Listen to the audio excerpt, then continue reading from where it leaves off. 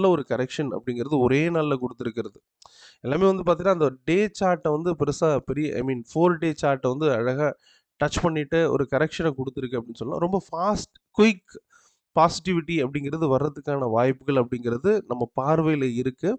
இருந்தாலுமே be careful with a market. எப்பவுமே ஒரு ஸ்டாப் லாஸ் அப்படிங்கிறது கன்ஃபர்மேஷன்ஸ் இல்லாம நீங்க ட்ரேட் எடுக்க வேண்டாம்.